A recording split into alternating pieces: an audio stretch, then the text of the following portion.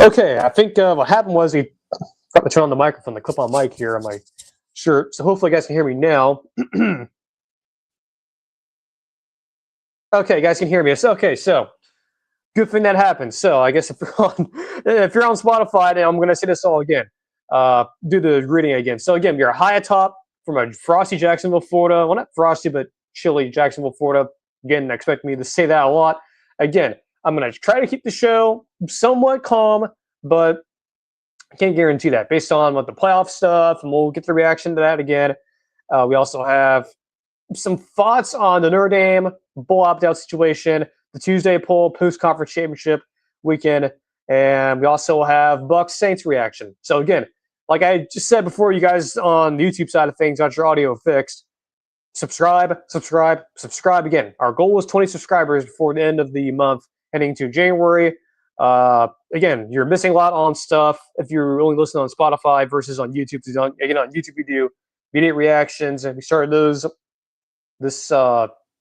Actually, we started doing individual videos back a long time ago, but still, you're missing out a lot of stuff on Spotify versus YouTube. So again, make sure you're clear on that. One note I will make here that thankfully I caught myself on the audio side of things or on the YouTube side of things to fix the audio. One thing I wanted to make clear here is that because the holidays are coming up, right? Everyone's been traveling, schedules are going to get really weird. So on Thursday's show, we will be doing our predictions for the first round games. However, because of my schedule, the show might go dark for a little bit. So this might be the last time you guys see us live on YouTube. So because of that, I don't think we'll be doing shows next week. I don't know for sure. We may have to do them in the evening. I'm not completely confident in that, but it's not a guarantee. Okay, that's what I'm saying, right? It's not a guarantee we'll have shows next week. Worst case scenario, we'll just have to do them at night, which is fine. So just to make sure let you aware of that, but also over the holidays, I'll be traveling. So I'll be out of town somewhere in the southeastern region of the U.S. So I won't be able to do my show properly. So in place of that, we will have sort of an extra pod, kind of a new concept we're starting, the 4 Verticals extra pod, which will be Spotify only. So we'll not be on YouTube, we'll be Spotify only content. So I'll be recording those probably starting tomorrow, Thursday, and Thursday's our live show. So tomorrow and Friday, we'll do a couple of those. So just be aware of that. No live shows during the Christmas holiday season. So yes, that means we will not be predicting the second round neutral site games. We won't be able to do anything about that. Unfortunately, I don't think we'll be able to. I think we'll do reactions for those, and we'll do predictions for the semifinals and so on and so forth. So yes, the schedule, much like last year, is going to get a little weird because of the holiday, but it is what it is. We can't control the fact that I have to go out of town and go somewhere. So just put it out there for you guys. If you're confused, like what's happened to the live show, like why is it going dark? It's fine. We'll be back eventually come sometime, I think late December, early January. So you'll be rest assured the show will be back. It's just we may go dark for a little bit in terms of live content. We'll be doing extra pods, if you will, on Spotify. And also, before we get started, speaking of Thursday, I think some big news is happening Thursday. Whether it's related to college football, whether it's related to the NFL, the Buccaneers, whether it's related to Marvel, potentially, a Doomsday trailer, potentially, hint, hint, wink, wink. Or it could be something with the show, maybe a big announcement. That one's less likely than the others. But yeah, I think something big's happening Thursday, which is why the time for the show Thursday is going to depend when that news is going to drop.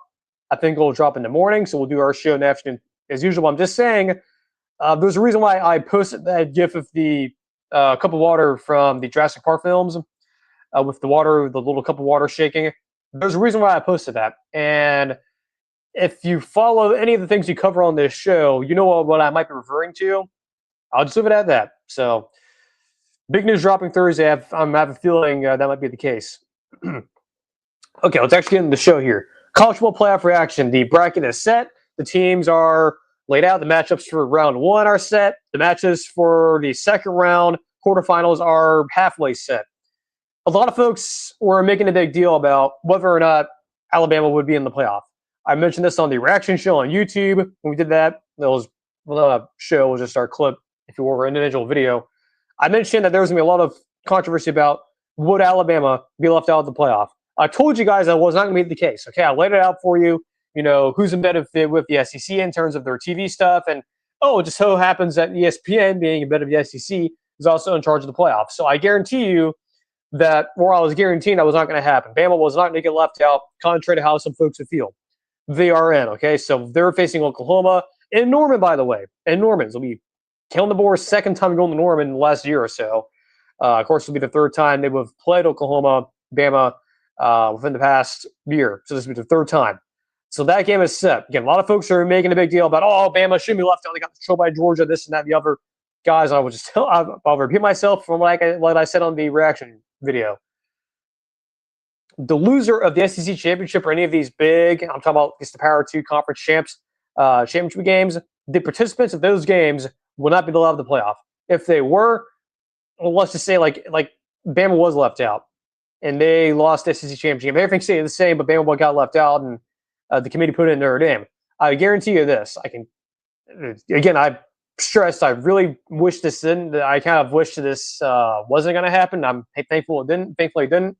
I guarantee you in some alternate timeline, if Bama gets left out, instead of the news during the week being, oh, Notre Dame's getting mad, and you have their AD saying stuff, and you have Jim Phillips of the ACC saying stuff, they're having a war of words. Instead of that being the news would be, is it possible that Bama being left out in this alternate timeline, mind you, the conversation would be, okay, so Bama's left out. What's the future of the playoff? Will there be, the potential of a new overhaul, given that the SEC and the Big Ten basically own the playoff? That would have been the discussion, and I will just say this: that would have been horrible. That would have been completely bad, in my opinion. That would have been absolutely horrible, completely. I'm really happy that's not the case. I know a lot of Notre Dame fans don't feel that way. I'm just telling you, if Bama got left out, and the news would be the complete opposite of what we were getting this week, and I'm glad we avoided that. I really didn't feel like talking about, playoff restructuring, the SEC and the Big Ten, and this, the eventual coming of this new, of this potential AFC, NFC model. I guarantee you those would be things that people would be talking about this week instead of Notre Dame and their future of being independent. So there's that. So that game, Oklahoma, Bama, a lot of interest in that game. Of course, John Mateer and OU, they've already beat them this year. Oklahoma beat Alabama. This time it's at home. Bama, by the way, slight favorite. No surprise to me. That's how it should be if you follow power ratings. So no surprise there. The other big game in round 2 or round 1, Texas A&M and Miami. A great helmet matchup. And by the way, we saw this game or this matchup.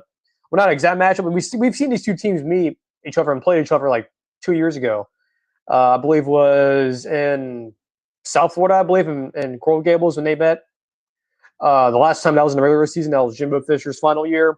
So it's been a couple of years, but we've seen these two teams, at least these two programs, face each other recently. Great helmet game. This will be the Saturday. So the Oklahoma Bama game's on a Friday. The rest of the games are on a Saturday. The A&M Miami game is unfortunately a noon game. It sucks, but whatever. That's a noon game there in Kyle Field. The other two games, unfortunately, are Oregon versus James Madison and Tulane versus Ole Miss. Yes, for the first time in the college football playoff era, whether it's the 4-team or 12-team, or it doesn't matter, we're getting 2 G5 teams in. And I know a lot of folks are saying, well, this is because of the system and the way it's set up and how, the committee was very vague and saying, well, we're taking the highest tie rate or the fifth highest ranked G5, the highest ranked conference champs. Now, what they didn't say is, the Big Four, or I guess, the Big Four, ACC, Big 12, Big 10, SEC are guaranteed spots. Their conference champs are guaranteed spots. They didn't say that. They said the highest ranked the highest ranked or the 5 highest ranked conference champs are guaranteed a spot. Not teams or not the conference champs in the P4 only, just the highest ranked conference champs, which includes all conference champs, all over creation, all over the college football world, all of those conference champs. If you're ranked higher, if you're those conferences had, or those conference championship winners were the ranked the highest ranked teams of those conference champs. I guess that's what I'm trying to say. It's like the highest ranked conference champs of any conference would be in. So it doesn't matter if you're a G5 or in the P4 or I guess the P2 as well. It doesn't matter. Like you will be in, which is why we got to where we are halfway. Is because of the way the system's laid out. I agree with that. It is stupid, and I kind of agree with Bud Elliott from Cover 3 and 247 that I don't think that a lot of folks are interested in watching James Madison face Oregon or watching Tulane versus Ole Miss. Those are the type of games where it's like, okay, have them all in the background, you know, like go do something else and spend more time, or actually do something that's more productive than watching a G5 than versus a P4. Sounds harsh. Well, that's kind of what it is. That's the reality of the situation. I don't like it personally. I think it's kind of disappointing. And I look, nothing against Tulane, nothing against uh, James Madison. It's just I kind of agree. From a TV's product, this was not. I think what a lot of folks, even in the TV world, even the higher ups, thought this was going to happen. So look, this is the rules they set up. So we'll see if there's any changes on that format in terms of who is actually in, I guess, the actual criteria. So that is a whole separate issue. But yeah, two G5 teams. Both of those games are featuring teams that are favored by 20 plus points. It looks like. So there's that. The other thing to mention too of these first round games is assuming that all the favorites win. Imagine the quarterfinal matchups here. Texas Tech potentially facing Oregon, Bama facing Indiana, Kirk Cincinnati, Coach Sig facing his former employer in Alabama. He worked there under Nick Saban for a couple years as a wide receivers coach, I believe, or recruiting coordinator. Ole Miss versus Georgia, round 2 in 1 year. And then Ohio State versus Texas A&M. Absolute cinema, in the words of Martin Scorsese. To not even talk about the semifinals, the Peach Bowl and the Fiesta Bowl. Could also be absolute cinema as well. But we have a long time to get there before we cover those games. But first round, again, 2 bangers and then 2 whatever type games. Look, the college football sickos will still watch, but I guarantee you the general public won't really care about those games, which is unfortunate. But that's kind of what the committee has been dealt with this whole, all conference champs are included in the 5th or the 5 highest ranked conference champs rule. So is what it is. We'll see if they end up changing it because, again, I highly doubt that they really thought this was ever going to happen. It just so happens that the ACC fumbled their way and stumbled over themselves with their whole fucking tiebreaker system that is completely broken. It's like, damn, like an ACC championship game, it's like, okay, we have a 10-win Virginia team facing a 7-win Duke team. And again, this is an era where there's no more divisions anymore in these big conferences. Like, there's no more divisions anymore, which is kind of the reason why they got rid of divisions, because in the ACC in particular, and yes, the Big Ten as well, you're having to run into, we'll have like Ohio State versus like an 8-win Northwestern team, or Clemson going against like a 5-loss Pitt team. So everyone thought we were done with that era of, especially in the ACC, of like these shitty teams, ACC teams going and facing these like Clemson or these Clemson teams. Not the case, apparently, according to the current ACC tiebreakers. Now, again, we'll get to Notre Dame stuff here in a moment. The potential of the second round matchups way more enticing than the first round. Again, there's some gold here in the first round. There's some hidden potential with OU, Bama, Texas A&M, Miami. It's just unfortunate that the way the playoff is set up, and again, we'll see what they end up changing for next year. A lot still in the up there. A lot is still up in the air in terms of what they'll do next year. But in terms of, again, the first round matchups, a lot of 2 snoozers and 2 really good games. The quarterfinals, though, for on YouTube, you're seeing me moving my hands like that. A lot of potential of those second round games. Either way, particularly with Bama, OU, Texas A&M, Miami, whoever wins those games, like, it doesn't matter. But especially if Ole Miss wins and Oregon wins, which I think they probably will. Spoiler. We're going to be setting up for some really magical games in the second round. Just saying it out loud. So, cultural playoff. Overall, I think they got the teams right based on their current rules. Okay, based on the current rules, I think they got it right. I think keeping Bama in completely crisis averted. Okay, I think the crisis mode was averted in terms of the reality of if Bama would have been left out. Again, I think it would have been really, really bad in terms of how toxic this week would have been. Versus, I mean, look, it's already toxic in general. It's just I feel like the toxicity level would have been turned up to like off the scale, because not only were we dealing with a P4 team from one of the P2 conferences, but we're dealing with a conference that has a commissioner that doesn't know how to shut up his mouth. Nothing against Grant Sankey, but his rhetoric definitely, polarizing, and it just is what it is. And I feel like if this alternate solution would have happened, it would have been like, again, if you think this whole ACC Notre Dame thing is a total disaster, ooh, I cannot. Again, I'm really, really happy we avoided the whole Bama thing being left out because that would have been, oh man, that would have been really toxic and really bad. So thankfully that didn't happen, and we avoided a total disaster that way. But you know, we still have things to discuss in terms of who was left out. But the playoff bracket itself, based on the current rules, mind you, the current rules, I think they got it right.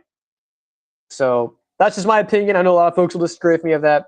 I think they got it right based on their current metric and what the rules say. But there's certainly a lot of things that they can certainly change. Now, the one thing I will bring up too before you move on is the committee's show they do every single. Well, not the committee's show. It's the ESPN show they do every single Tuesday from like the first rankings all the way to the week of conference championship week or the week of the conference championship games.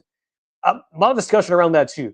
I understand why they do that show. Okay, I get it from the fact that you have to do something. Like they did this with the BCS as well. They did it every single Sunday when the BCS rankings came out.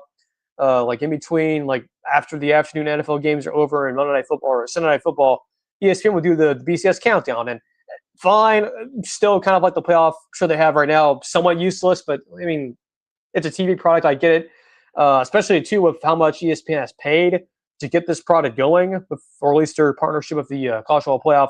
Yeah, it doesn't matter what network it is, whether it's CBS, NBC, Fox, they'll do the same thing. But well, I understand the behind the scenes stuff and the reasons why they're doing the show. That doesn't mean the show's still stupid. It is stupid. Okay, it is worthless. There's a reason. Okay, there's a reason why Kirk Herbstreit stopped going on that Tuesday show a long time ago. There's a reason why a lot of folks, like for example, Bud Elliott on Tuesday nights when Cover 3 does their reaction with I believe Chip, Tom, and Danny. He's on there for both scheduling reasons and because he just doesn't. He agrees with me. The show's irrelevant. It's not like it's a TV product up until the final like rankings. It's not. They're meaningless. They don't mean anything. And I agree with that. And a lot of folks are now saying, hey, will they potentially get rid of this show based on kind of the rhetoric around it and how folks have really taken to perceive it? I don't think they will cancel it, but I think the argument about them getting rid of it in general will grow, but they're not getting rid of it. So it's kind of the whole classic of, well, the public is rejecting the show, but ESPN can't get rid of it because then you get into the situation of, okay, well, will the CFP organization say, oh, fuck, ESPN will go somewhere else? I don't know. So they won't do it, but I am getting the sense that the consensus growing among the public is, yeah, they need to get rid of the show. The show's stupid. I don't believe it should exist. Based on the fact that the rankings they put out from the first rankings all the way to the last ones that come out on Tuesday are worthless up until the one on Sunday. And the only thing those rankings carry, the only value they carry is there for TV ratings. Is there for you to get hyped up for those weekend's games, supposedly, even though you don't need college football implications to have a good football game. But that's the reason why it's there, and I know it won't go away, but there's been a very substantial growing of anger, if you will, towards that show. So we'll see what happens there going forward. Let's go water quick again. Apologies for the audio on YouTube. I forgot to turn on the microphone. I thought it was on, but yeah, on Spotify it doesn't matter. YouTube, yeah, apologies for the audio going out or not working. So thankfully I caught myself there listening to the show on my laptop here, listening to the audio. So what we're going to do here is going to get a quick water break. We'll kind of regroup here. Then we'll get into the Notre Dame side of things. There's a lot of things to discuss there in the whole bull opt-out thing. The whole trend that is now becoming a trend now. So we'll touch on that here. We'll get some water real quick. We'll mute on YouTube in a way where I can control it, not turn off the microphone. And we'll be back in just 1 second.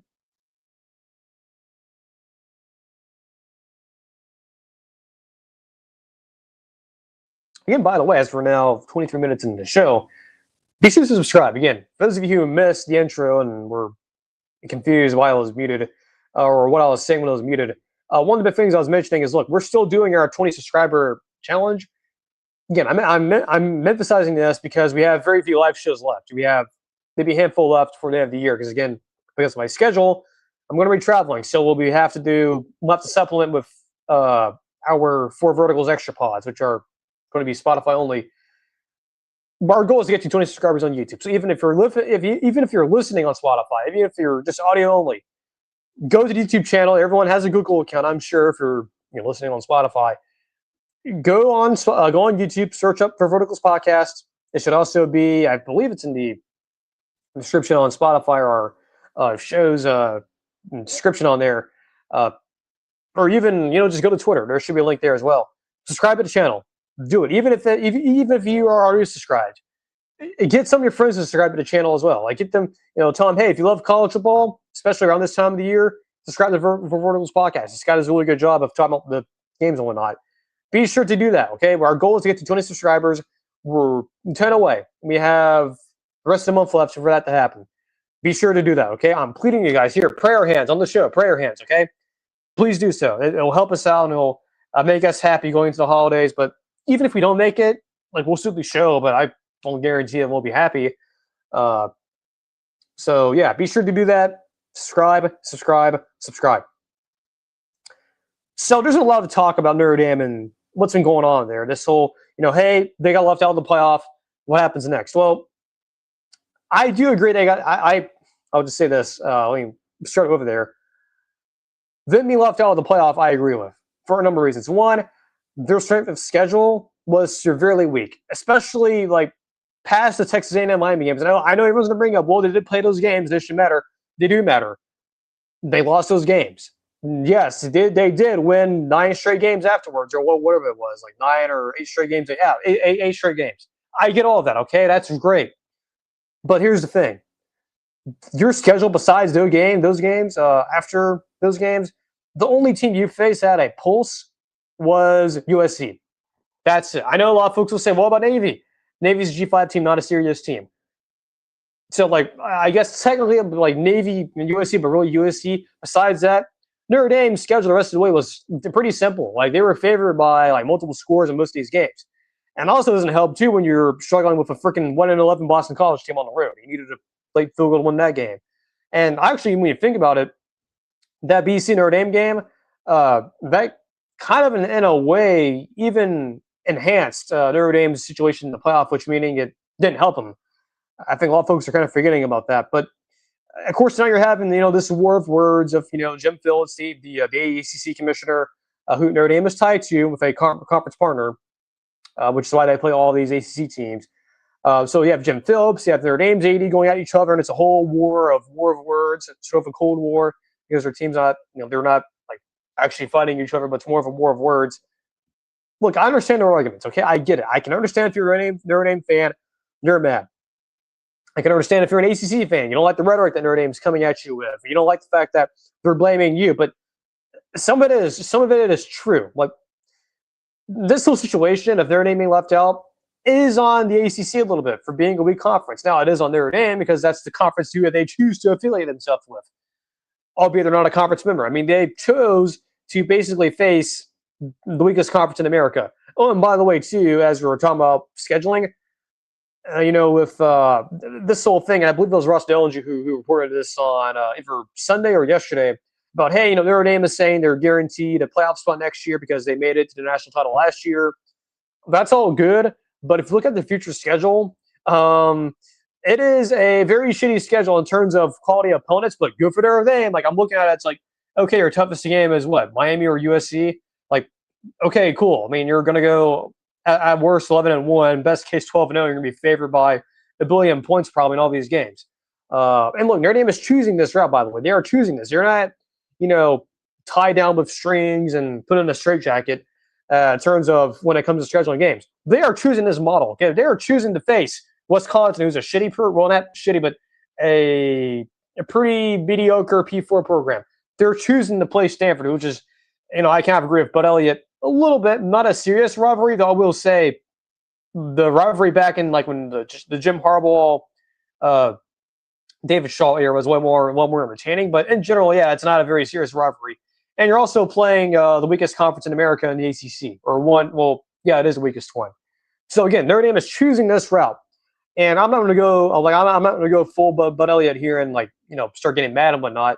But I agree with Bud. I think this is Notre Dame's fault. Now it's not a bad thing. I mean, look, if I were Notre Dame, yeah, I would try to schedule these as half as possible. in addition to the games that we are supposed to play every single year. It's just they are choosing this route. They are choosing to be affiliated with the ACC. That's it. Like, I don't know what to say. It is their fault that they are choosing to partner with them, and it's also the ACC's fault too, because they're the ones who are approving this partnership. They are also the ones who are also partially to blame for Notre Dame being out because of their conference tiebreaker situation. Because if it really came down to it, it would have been Miami versus Virginia versus instead of Duke, and we wouldn't have this whole situation where James Madison and Tulane, well, the G5 gets 2 spots. So yeah, and basically to wrap this all up, at least from this standpoint of the whole Notre Dame playoff thing, there's blame on both sides. There's blame on both sides. Notre Dame has a lot of blame. The ACC has a lot of blame. There's that. Now, as for Notre Dame, the other side of it is, look, I agree with Josh Pay too. They got punished for not being in a conference, because I guarantee you, if they were in either the ACC or I don't know the Big Ten, if they were participating in their conference championship games, much like what happened with the P2 teams, like the P2 conferences. If Notre Dame, let's just say this, let's just do this hypothetical scenario here. If Notre Dame, we're facing, I don't know, well, yeah, I guess Virginia/Miami. Let's just say it was Miami versus Notre Dame. The second round, they played each other, okay? They faced an ACC championship game. Do you seriously believe if that was the case and Notre Dame was playing this weekend along with Miami, that the loser of that game would be out of the college football playoff if they lost? I don't think so. So, yeah, I think they are getting punished for it. Now, whether or not this will change their long stance of being independent, and could this potentially force Notre Dame to officially join a conference instead of what happened in 2020, which was very unique? I don't think so, but the argument is certainly growing. I mean, heck, I'm talking about it. Other folks are talking about it. I don't know, but yeah, I think them not playing on conference championship weekend hurt them a little bit. Like, if they were playing in a Big Ten championship game, if they're playing an ACC championship game, I think they still would have been in, but they did not. And not to mention too, like I mentioned a few minutes ago, them struggling against Boston College didn't help, and the fact that the rest of their schedule, besides Texas A&M and Notre Dame, or and Texas A&M and Miami, was not very good. Like, a lot of those teams are not like bowl level teams, with the exception of like 2, which one of them was G5, one of them was ESC. Now, the other part of this, and frankly the more troubling part of this whole Notre Dame thing, is the bowl opt-outs, right? So they have opted out of the bowl. They're not going. Some of it is, at least in my opinion, emotional based, not necessarily money based. And it's not just them too. It's Iowa State got left out, or at least they're declining a bowl bid. Same with Kansas State. Now, granted, those are a little bit different because it's to deal with coaching changes. But what I believe this is representing and what this trend is, and look, it's a troubling trend either way. I think it's definitely assembling the end, at least in my opinion, of the current structure of bowl games and this whole era that we've been living in. At least with me, from like when I was born to currently. Yeah, that era of the old bowl games being this magical thing and bowl games mattering to a certain extent is gone. And you can blame it on one thing, and that is the who's in marketing from ESPN. That whole marketing strategy to ESPN and the cultural playoff. If you don't remember what I'm talking about, when the playoffs started back in 2014, 2015, that whole era, well, actually, maybe a little bit longer than that. It may have been even the 2016. Yeah, from like 2014 to 2016, ESPN cultural playoff in their marketing included the whole who's in moniker of, to label, to advertise the cultural playoff. And I think what happened with that whole marketing campaign is that it basically was telling you, in translation, bowl games don't matter, and games without collegeable implications do not matter. And it's clear now, if you look at it, that ESPN made the right decision to get rid of that marketing, because they knew, and a lot of our folks knew it, that whole marketing campaign was stupid, and it created a lot of division in college football. But it didn't stop it. Like, just because they ended up taking away that whole marketing strategy of the who's in era, just because they may have gotten rid of that whole marketing strategy, look, the right decision. Look, I mean, from someone who is has a degree in PR and has a degree in the whole field of, or in that genre of, communication. I agree with that decision to get rid of it. It was a stupid thing to begin with, and it created a lot of division amongst college football, and it sort of began to devalue certain things. So that whole who's in thing. began to devalue regular season games that had no ties to the playoff, and also began to devalue bowl games. And that who's in thing, the marketing strategy, the first impacts of it, you really began to see it with the player opt-outs, bowl games, right? Even the New Year's Six games, right? Several high-profile players would sit out of bowl games. You saw it most notably recently with Cam Ward sitting out of the second half of the Optout Bowl, and that's upsetting to me. It is upsetting. It's a shame that it's come to this, and it's a shame that ESPN and that old who's in marketing is responsible for that. But it's also responsible for this, the meaningless bowl game thing. Again, that whole marketing campaign with the who's in thing, it basically just telling you, hey, if your game that you're playing in, or whether it's a regular season game or a postseason game, if it has no, CFP implications on it, whether it's, just CFP ties or whatever, your game's meaningless. And I don't agree with that. And unfortunately, there's nothing we do about it now. I mean, that thinking is still, that overall thinking is now kind of seeped into the culture of college football. Like, everyone's kind of accepting it. And I think everyone still feels that way, even though the marketing thing is like long gone. But yeah, I mean, this is definitely a troubling trend. Yes, it is a symptom of the meaningless bowl games and the whole who's men marketing strategy from ESPN years ago. And it's something that, again, despite the fact that the whole marketing campaign, they completely scrubbed it, kind of. I mean, it's still kind of there, but the whole actual who's in slogan has been taken away or has been stripped away. That whole who's in thinking is still there. Like a lot of folks, clearly, I mean, the term he look at Notre Dame, they're a victim of it. They're a victim of the who's in marketing campaign, and it's unfortunate. It really is unfortunate it's come to this, and it definitely seems like the era of bowl games meaning something is over. And I will just say this as we sort of move on from this little topic here. This will not be the last time you see this. I think in the years to come, you will begin to see more and more of this coming from certain teams who don't make it to the college football playoff, 12-team playoff, or whatever model it is, whether it's the 16-team or the 24-teamer. You're going to see a lot more of it, and unfortunately, this whole situation is accelerating something that we've been worried about for a while, right? I mean, this has kind of been the issue that that's been around since that campaign was started with the Who's In campaign. So, by the way, too, again, that whole marketing campaign, that Who's In thing, just completely stupid, and it did not make any sense to me. Completely ruining the way people look at college football. It's unfortunate, but nothing we can do about it now. It's kind of, even though the marketing campaign is gone, it's ended. That whole mindset has never left, and it's still around. So very, very unfortunate to see that here. Let me fix my chair here. Let me see here. Again, probably going to be a shorter show today, which is different than we usually have, but it's fine, I guess. We'll have it on good authority that I have sneaking suspicion that the show the Thursday show might be a little more jam-packed. Again, referring to that news I was talking about earlier, that big news that may drop on Thursday. Pretty confident that something will happen there. Happen on Thursday. All right, Tuesday poll, a conference championship edition, post-conference championship. Not a whole lot of movement here, but still worthy enough to go over, I guess. And now, to be clear here, this poll we do, the Tuesday poll, is not how I think the college football rankings should be. This is basically just me saying, hey, if I had an AP vote, this is how to organize the teams, basically.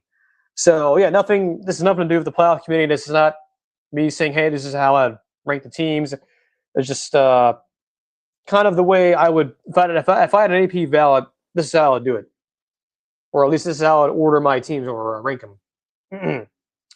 All right, and as usual, we'll start from 25 to 1. So from 25 to 21, I guess we'll do this group first. 25, Tennessee, no change there. 24, Georgia Tech, no change. Navy at 23, no change. 22, USC, no change. 21, Arizona, no change. Which is expected because those teams obviously didn't play, so it's only a handful of teams that did play this weekend that ended up moving down. Let's see here, 20 through 16. Virginia fell down just a little bit at 20. First time being in the polls. How about, or actually, I believe it's the first time or the second time. Might be the second time. The Duke Blue Devils, Manny Diaz and company. Again, they won the ACC. Kudos to them. It's not their fault that they're getting hated on because they kind of ruined the whole playoff and whatnot. At least screwed up the bracket. But Duke at 8-5. Winners of the ACC ahead of Virginia, honoring the head-to-head here. They're at 19. 18, Tulane. 17, Michigan. 16, BYU. Fell down a couple of spots there after getting blown out by Texas Tech. All right, 15 through 11 here. Utah, number 15. 14, Texas. 13, James Madison. They moved up a little bit. Notre Dame at 12, and Vanderbilt at 11. Again, this is not if I was in the playoff rankings. This is just me if I had an AP ballot here. Let's see here. Continuing on here to the top 10 here. Not much change here, but there is a little bit of movement. Number 10, Alabama. 9, Miami. 8, Oklahoma. 7, Ole Miss. Texas A&M at 6. Texas Tech at 5. Oregon at 4. Georgia at 3. Ohio State at 2. Indiana at 1. Not much change there. Just some organizing the rankings a little bit based on head-to-head and whatnot. But for the most part, most of the same. I get it. I know a lot of folks are probably in the comment section, or if you're listening to this, you're going, well, this is kind of what you had last week. Well, I know because there's not much change here. But, we still need to put this out just on the record. By the way, too, obviously with Conference Championship Weekend being over with, we will not do the Tuesday poll going forward until after the National Championship. So that'll be the last time for this season. We'll do one, which will be in January. So we'll be doing this for a little bit until after the national title. But yeah, the Tuesday poll, we do it on Tuesday. We must do it even if kind of useless. But hey, yeah, it's good for record keeping. And, AP does it after Conference Championship Weekend. Why not we? Okay, so yeah, very short show today. We have one more topic left. Again, can I emphasize this enough? Subscribe to the channel. Again, our goal is to get to 20 subscribers. We have 10 right now. We just need 10 more. Okay, 2 whole fingers left, or 2 whole hands left here, fingers, in terms of how many more subscribers we need. We just need 10 more. Again, prayer hands. We're hoping by the end of the month we can get that. I wish this is one of those segments where I wish we had one of those sad piano music situations, but we don't have that here, unfortunately. This is one of those situations where we are not privy to. I mean, look, I'm not trying to get any copyright or anything like that, but if we were able to get some sad piano music for this segment, I would have done so, but unfortunately we can't because I don't want to get copyright on the show. But I'm trying to find actually something I need here. Some information. But again, like I said, if you're new here, but again, be sure to subscribe to the channel, like the videos and streams when we do them. Again, going forward, in terms of, let me see here, is this what I wanted? I don't think so. Yeah, I guess this is kind of what I wanted. Yeah. So again, like I mentioned, subscribe to the channel, like the streams, videos. Again, we will not be doing live shows probably after next week. Even next week's a bit of a question. We will be doing, however, For Verticals Extra Pod, which is a new thing we're going to be introducing here. I guess good timing with the holidays coming up.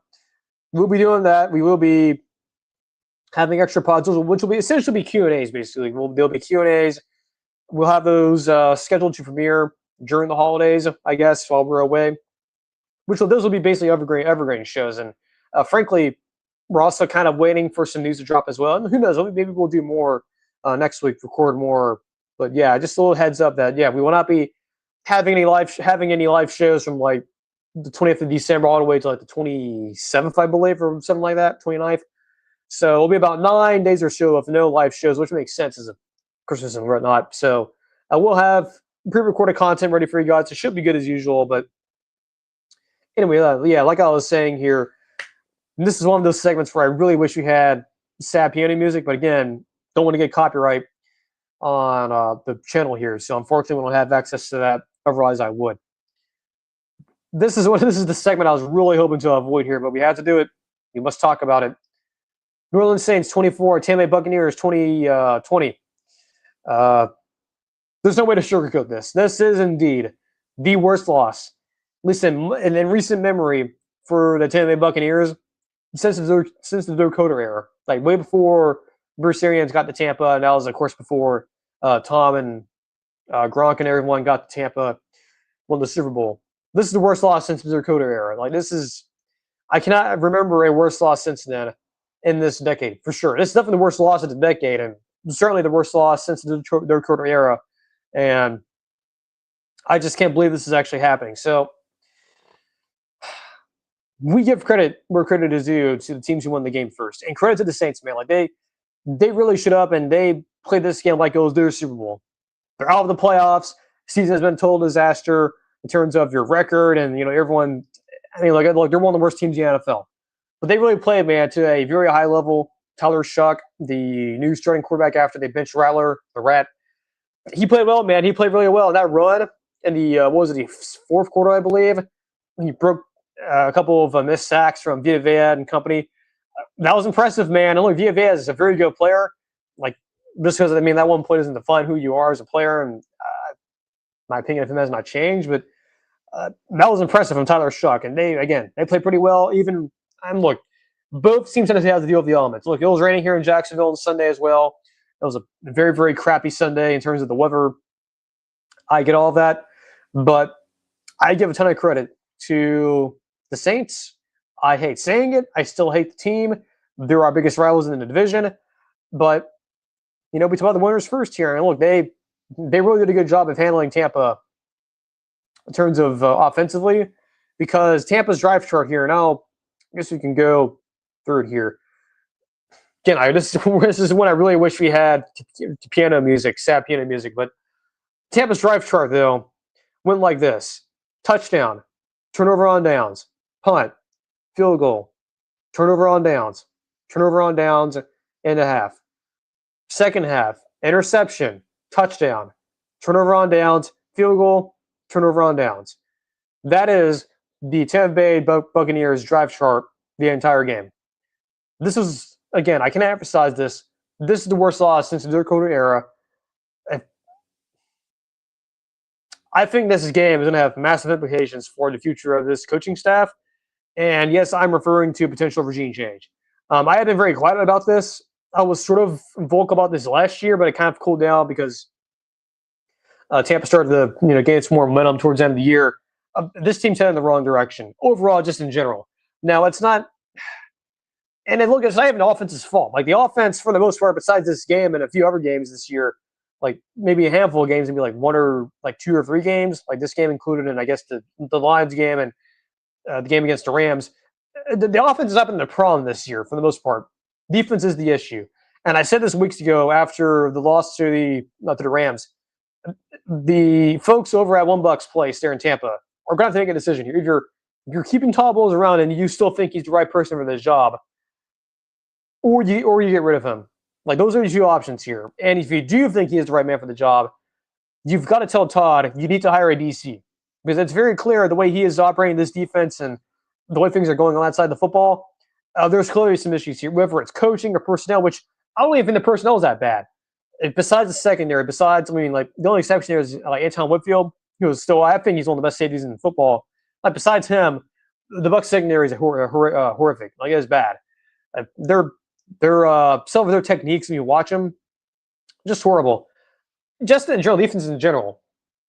Again, either you let Todd Bowles go and do the full regime change, or you keep Todd Bowles and tell him, look, man, you have to hire a DC. You have to hire a DC because clearly it's not working out with you.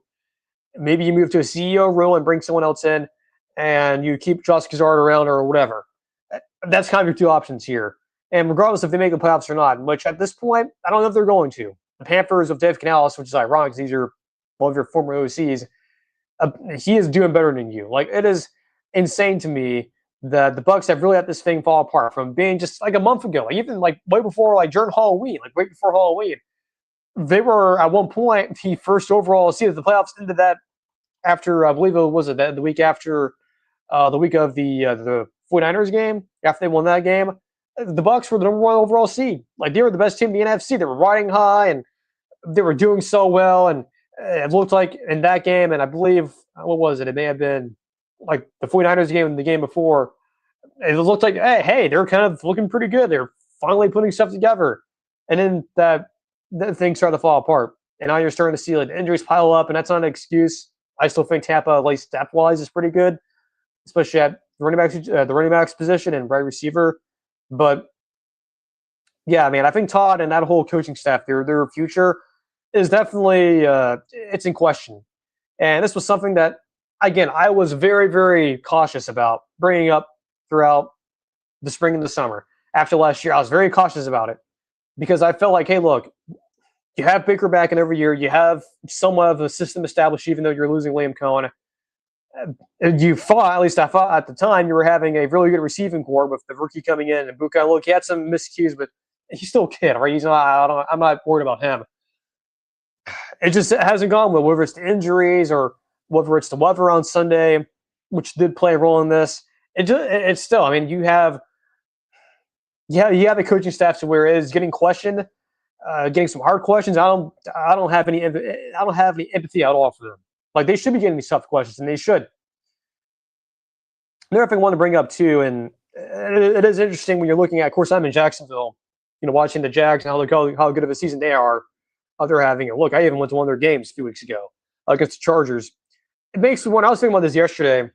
It is interesting that this whole Liam Cohen thing, right? When he was at Tampa and they initially given that extension to stay as the OC, and then he ends up taking the Jacksonville job anyway. And look, I thought he was going to leave anyway. But what I'm getting to here is that this is sort of my theory I thought of yesterday. Is it possible that at the conclusion of last year, that there was some division in the organization for Tampa about should Todd Bowles be the future? Because I think what happened, at least this is my theory, is that I think a lot of folks, after experiencing the offense of Liam Cohen, and maybe even with Dave Canales too, but mainly with Liam Cohen, I kind of feel like the folks over there at One Buc Place, I think you started to see, at least in my opinion, I think there was a lot of division in that organization about, do we let Todd Bowles continue this go, or let this go through him as the head coach, or do we get ahead of Liam Cohen taking another job and having him be the coach? I think that was a real conversation happening, because it's very interesting that the second Liam Cohen was made or given his extension as the OC there in Tampa, he ends up going to Jacksonville and takes that job. I know a lot of folks, especially in Tampa, and Bucs fans have a sour taste in their mouths for Liam Cohen, but I mean, just think about him as the coach. Like, go ask Kentucky fans, during the Mark Stoops era, when Liam Cohen was there, he propped up freaking Will Levis and making him just sound like mythical, like first round overall pick, and then you see what's happened to him. He's no longer a starting quarterback.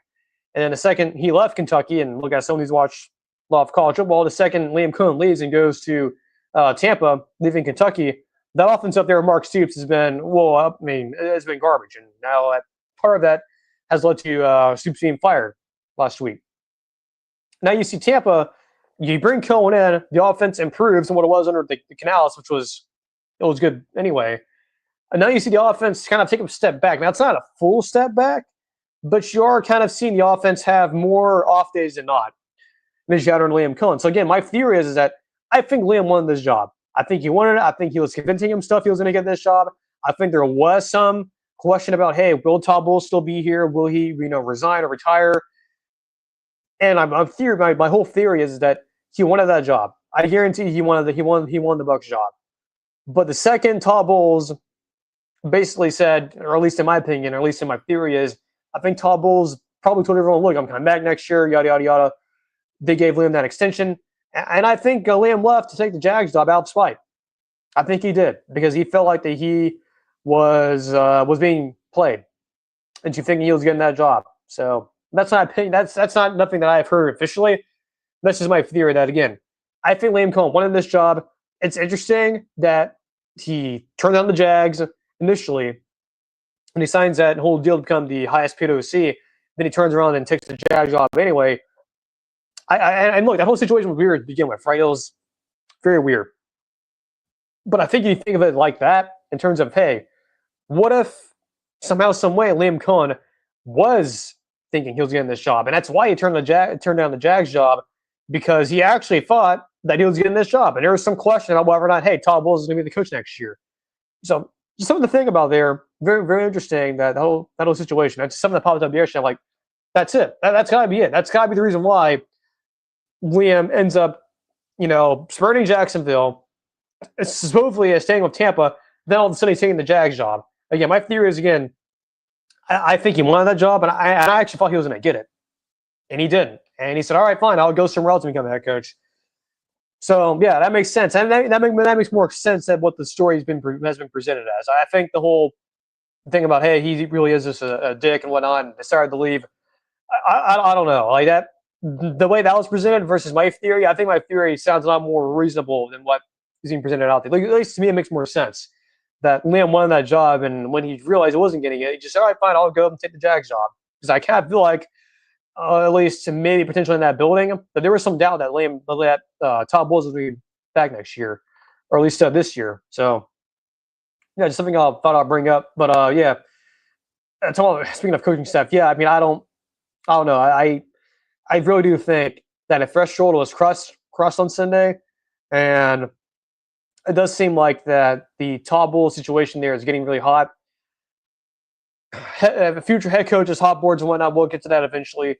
Regardless of what happens here, there's some staff changes left to be made. I do think that if Todd is the coach next year, he needs to hire a DC.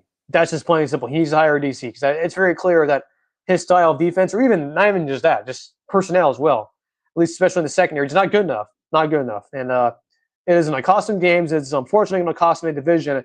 That is winnable. That should be winnable, man. It is winnable. I mean, look, give all credit to the F. Canales and company. It's a decent team, but I don't know. They're the inconsistency that the Carolina Panthers have been. It's like Mr. Jekyll, Mr. Hyde. Like, it's very inconsistent, and I don't know. It is very disappointing. But yeah, worst loss since the Dakota era.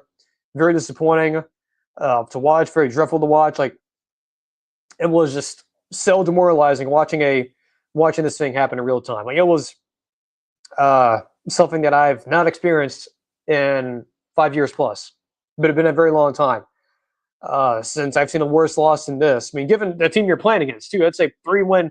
It was a 2-win team. Like, they're like them and the Raiders, like the two worst teams in the NFL, and you lost to one of them. So, like, think about it too, the range scheme of the NFL, like this, and the Patriots, who ironically you played a month ago. Both of you have the two worst losses in the NFL this year. The Raiders beating the Patriots, and now the Saints beating Tampa. So, not good company to be in, though. But hey, give the Patriots credit here. They've been on a 10-game winning streak or something like that. So, just kudos to them. But yeah, Tampa, they move on. They play Thursday, and yes, we'll preview that game, and we'll see what happens with that game. Still have no idea what to expect here on Thursday. And that's the show. How about that? Less than an hour. So again, I think some big news is dropping Thursday. I think Thursday's show will be a lot longer than today's show, I have a feeling. Again, not really specifically into details about what I think the big news could be. I guess I should probably check Twitter here just to see if anything has broke. But yeah, based on, I guess you can go out and see it. I kind of have a feeling the Avengers Doomsday trailer is going to debut Thursday. That's my feel. That's the rumblings I'm starting to hear. Nothing official. I know there's been this supposed leaked thumbnail of the actual trailer that's been floating around Twitter as of an hour ago. I don't know if it's real or not, but it's not even just that. I mean, we had that Korean was the film registry thing that has a trailer on there, which is a real site, by the way. That's some fake thing. Yeah, I have a feeling that the Doomsday trailer will be debuting Thursday in about 48 hours or so. So, yeah, that's basically the big news, I think. Could be wrong on that. Could be something else. But, yeah, there's a really, really good chance that will be debuting Thursday. And Thursday should be a lot of fun. So, Thursday, of course, we'll talk about the Doomsday trailer, if it is indeed going to be released that Thursday morning. We'll talk about it on the show. That would probably be the lead topic, by the way. Then we'll get into our picks for the first round. Yes, we'll be doing picks on Thursday instead of our typical Tuesday picks. We'll be doing those. So Thursday's show should be really busy, I think. It should be a very busy show. And it was going to be busy anyway, even without the Doomsday trailer being released. But I think it's going to come out Thursday. I think there's a reason why a lot of folks are talking about it. Like, there's a ton of steam supporting that thinking that there will be something coming on Thursday. Could be wrong on that. Could be wrong about that. It could still be the case that debuts next week ahead of Avatar: Fire and Ash. But there is just real credible evidence to support that it is coming out Thursday, and it'll probably be in the morning. So yeah, we'll cover the trailer if it does come out. We'll talk about it. We have first round playoff predictions, Bucs Falcons predictions, and a whole lot more stuff. Probably more likely. that we'll talk about Thursday. So until then, again, not officially sure about the Doomsday trailer being released. I'm fairly confident that if it is coming out Thursday, we'll get something tomorrow, some sort of announcement that, hey, tune in Thursday morning at, I don't know, like 10 a.m. Eastern time or whatever on the Marvel YouTube channel to watch the premiere of the first teaser trailer for Doomsday. So again, if it is coming out, we'll discuss it. That'll be the lead topic on Thursday's show. If not, then we'll just do playoff predictions and whatever news will come out about that. But yeah, I feel pretty confident that something is dropping Thursday and something pretty substantial. So until then, enjoy the rest of your Tuesday and your Wednesday. If anything breaks tomorrow, like if we do get an announcement, by the way, of the trailer, maybe we'll do a short video talking about it. But yeah, so keep it on the social feeds, okay? X, Instagram, podcast feed. Again, make sure to subscribe to the channel, like the streams, like the videos. Again, we are going to have a huge show Thursday. So until then, enjoy the rest of your Tuesday. Enjoy your Wednesday. Until then, take care, and we'll see you guys on the next stream.